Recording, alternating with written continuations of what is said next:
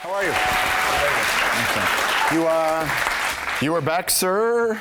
Yes. Oftentimes when a comic goes on the road, we get to watch them deliver a finished product of sorts. If people have seen this film, this Believe movie, they get to see a process as well, and a little bit more behind the scenes of the personality. Yeah. Well, Believe is quite interesting. Hopefully, it's in the end, because they see me struggling away, and it's actually all about the continuing struggle. And I worked out that, in fact, struggle is more important than getting anywhere. Being a stand-up is one of the hardest things to do in this business, full stop. Well, you know, I sold out Madison Square Garden, and I am a transvestite with a career, so I suppose. You know,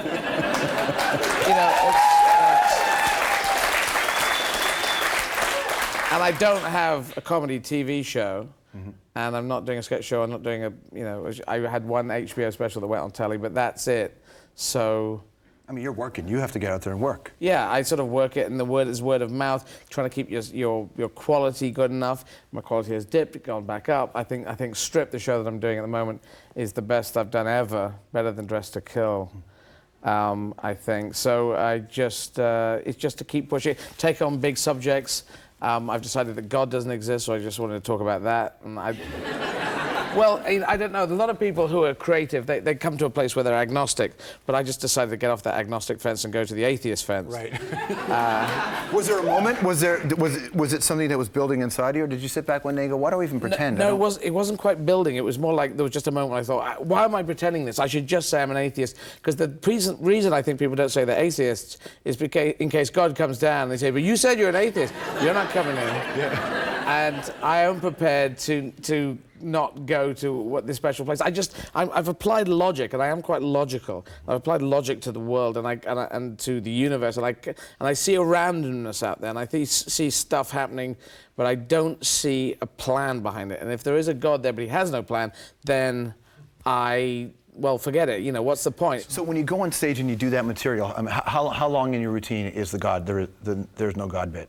Well, I don't know. I talk about him and I come back to him, and it's not that long. I don't know. What's your journey to figure out where you take that routine? Like, how do you work that out? Because one thing when I was watching the film, watching you go back into your past and watch you understand who you are, which helped you find, I guess, a way to find a new gear to do what it is you do. But I wonder when you take them, if you say there's no God, I'm going to work that into my material. No, I don't quite. I just I go out and I'm talking. I don't write stuff down. So I go out and I'm talking, and then I just say I don't think there's a God, and then I'll see what response is back. But I did this through the Bible Belt in America, but I think they probably because and some people did walk out saying, you do realize we believe a lot in God down here, but other people said they didn't, you know. Mm-hmm. But I'm all for. I think a lot of religious people have done amazing things, and if you take the big religions, they've all got great stuff in there. They've also, the Bible's also got slavery and how to sell your daughter. How to sell your daughter is in there. Now, surely a God should have said, actually,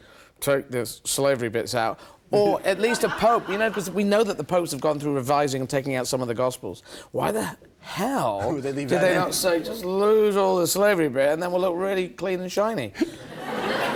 But I think slavery was in there because that's what tribes used to do against tribes. And if you look at the rules of slavery, they say that, the 12 or 13 tribes of Israel, don't make them slaves. But the other ones, fine, because they're just crazy.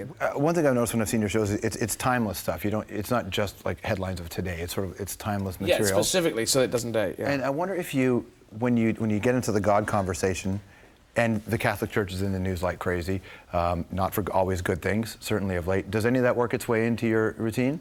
Not really, because I want to jump over it, to go to a place where you can, because I'm happy to go to a church. They have some cafes in churches now.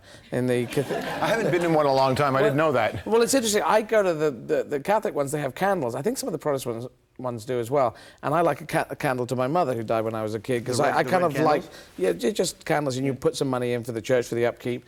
And I'm cool on that. I'm cool. They obviously have a sense of community, the people who go into that. The cafes are great because then you can just chill out. And some people slaved away building that building, and so it can be an amazing piece of architecture, yeah. as opposed to architecture. We would have accepted archaeology if this was in Greece. Yeah, if it had submerged.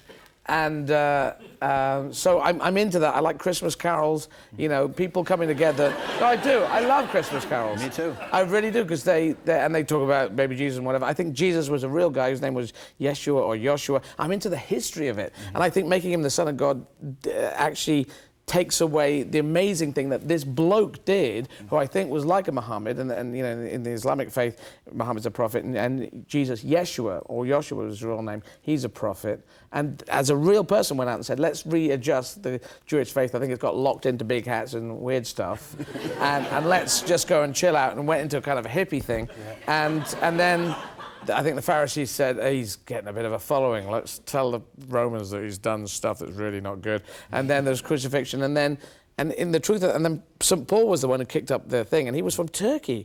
He was a bloke from Turkey who came in and said, I love what you're doing, guys. And I'm carrying it on over there. And they said, sign me up. Yeah. If you read about the story, now the exact history of it is fantastic.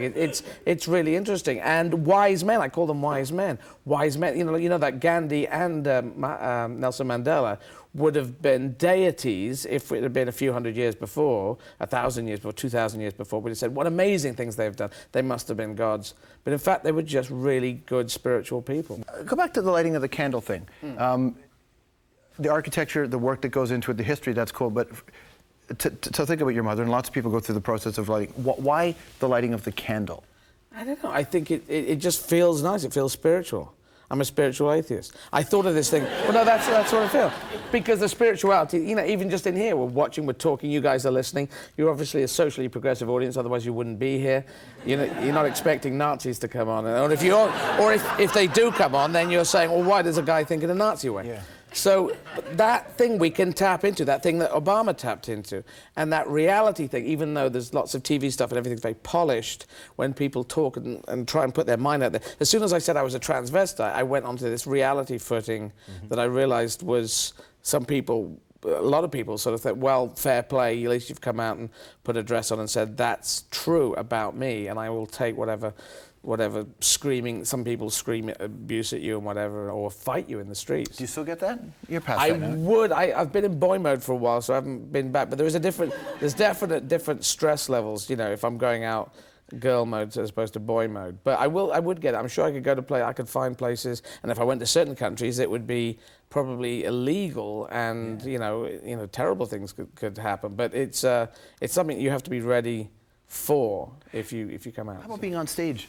Boy mode versus girl mode. I've seen both. Well, all I've worked out is that not really high heels, but really thin heels are more difficult for me to get grounded in. Because if you watch Dress to Kill, which is 4 shows ago. And Glorious. When was Glorious? Glorious was one before that. Both of those, the heels were good. I needed a heel that's about that thick. And then I went into these kind of more stiletto-y heels for Circle and Sexy, and I couldn't, I liked the heels, but I couldn't actually get the ground. I couldn't get this firmness on the ground. And then and stripped, I'm in boy mode, so I really get this, I've really regained this grounding with this link to the stage, which I kind of need. It's the physicality of it, and so I just know I can't have the stiletto heel thing doesn't work for me. No. I know that you used to marathon. Do you still marathon? Yeah, I do marathons. I just sort of go out and do them. Well, it's weird because I did 43 in 51 days, which isn't. Is it Terry Fox who? Yeah, and his thing is, but 40 to 51 is a lot. He did 143, yeah, with no days off. Yeah, yeah. So that is beyond amazing. Yeah. And so mine is nothing compared to that. But it's obviously he had it here. He decided that's what will happen, and it's again the belief thing. We can do way more than we think we can do. World War II, everyone did amazing stuff. Canada, I'd like to say thank you to Canada for coming and helping us out, because we did brilliantly. Because I know Canadians were there. I know Canadians had a really rough time at Dieppe, which was a practice for D-Day, and I know that you were on Gold Sword and Juno with us, and the Free French, and the Americans were there, which is great, but they have covered that. In Saving Private Ryan, I did complain that none of us guys were sort of there. They just needed to swing the camera over to show us on different beaches.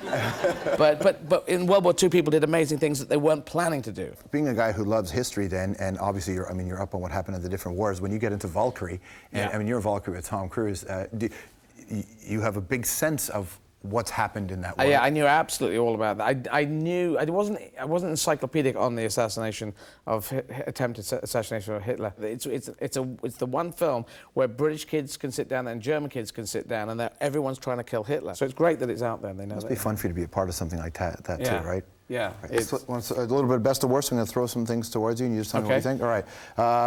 What's the worst thing about falling asleep with your makeup on? I quite like it, actually. I quite like the fact that I'm allowed to do it. The worst thing, you just do look like a badger who's put a lot of makeup on. That's the only thing. Yeah, it's probably your pillow looks bizarre. What's the best compliment you've ever been paid? After I'd come out as a transvestite, I was in a shop and there was a guy who was looking at me strangely. He was a rather tall guy, rather built guy, and he looked at me and I thought he was going to hit me, but he said just. He had struggled to say it, but he said, just thank you for what you've done. And I knew what he meant. And I think this guy could well have been a transvestite who just couldn't be out with it. And I think that really sort of got in there. So I just thought that was positive. What's the best Monty Python sketch ever? My one that I like repeating endlessly, well, the Four Yorkshiremen, which is a sort of a Monty Python one, I love, but there's strange women lying about in the ponds distributing swords is not a basis for a system of government. Supreme executive power derives from a mandate for the masses, not some farcical aquatic ceremony. That one from Holy Grail that Michael Palin did. The documentary is called Believe, and you should see his new tour, which is called Strip. Hits Canada at the end of the month. CBC.ca/the hour. We've got all the tour dates for you. Eddie Izzard.